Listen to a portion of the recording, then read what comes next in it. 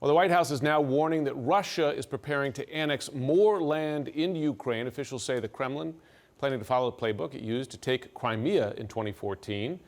They do this: hold sham elections, install pro-Kremlin officials, force Ukrainian citizens to then apply for Russian citizenship.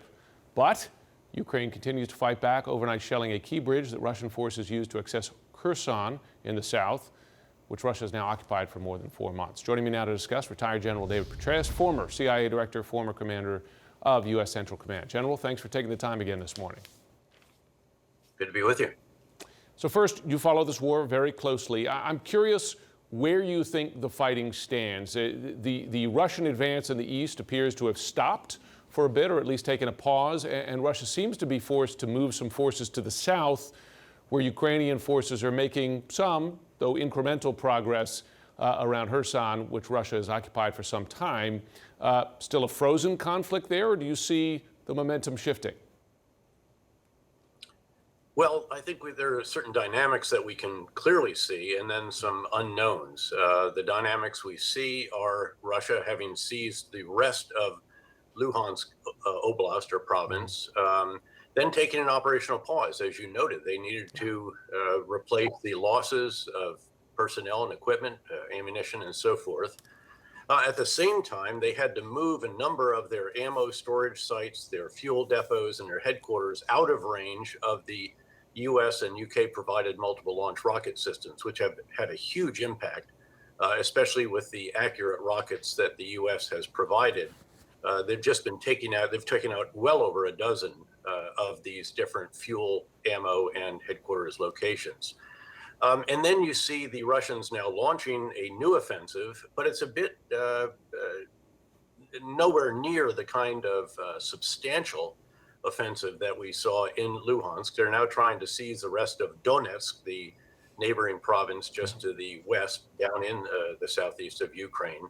And we see the Ukrainians getting ready for what we believe will be an offensive. They have announced this, in fact, an offensive to liberate the city of Kherson, Kherson, just north of Crimea, and perhaps to liberate all of Kherson Oblast.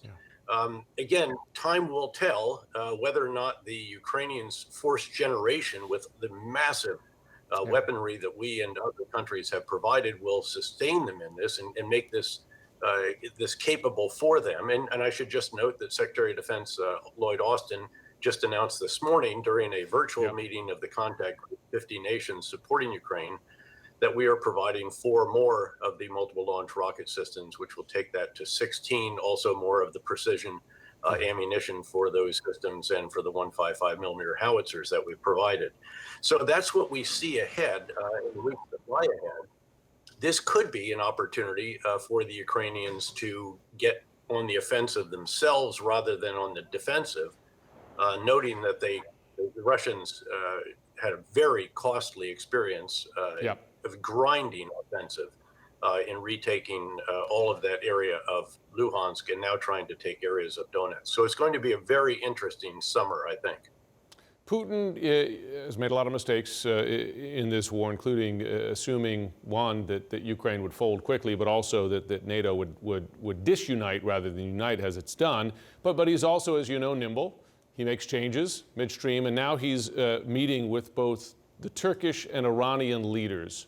Why, do you think, and how important is that?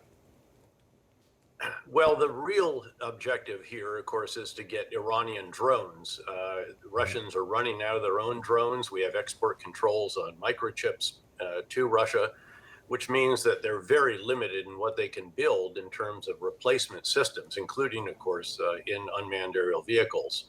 And then he'd like to keep Turkey somewhat on side, or at least as neutral as Turkey can be, noting that it is, of course, a NATO member, and it has been providing Turkish drones to Ukraine. So this is a complicated triangular dynamic here, diplomacy that is being carried out. And again, it's going to be very interesting to see how many Iranian drones are provided and then how effective they are actually on the battlefield, noting that they've been developing their indigenous drone sector for quite some time. Final question, if I can.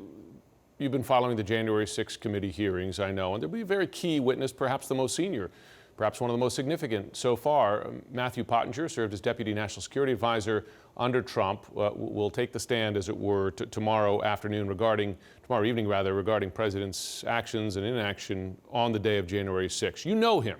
You presided, in fact, over a ceremony in which he was promoted in the Marines in 2016. Mm-hmm. He's taking a risk here.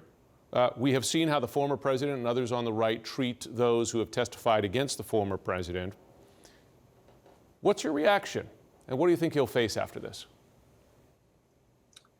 Well, first of all, he is a very forthright individual. He's a great Marine officer. He's still in the Marine Reserves. I did, as you noted, promote him to major in New York some years ago. And he served in the Greater Central Command region when I was privileged to command that. He was in Afghanistan on the ground at the time. He has very high integrity. He's a man of character. He was the Deputy National Security Advisor at the time, having earlier served as the China Czar, if you will. He was one who was very professional throughout the entire period of President Trump's tenure, and he resigned in protest, essentially, when he viewed the final text from President Trump on that day. So again, I think he will accurately lay out what it was that prompted him to resign on that day and his reaction. And I think that he will then continue on with his life. He's built a very impressive consulting firm having to do with analysis of China. And he was deeply involved in the president's China policy, as you know. General David Petraeus, always good to have you on. Thanks for taking the time.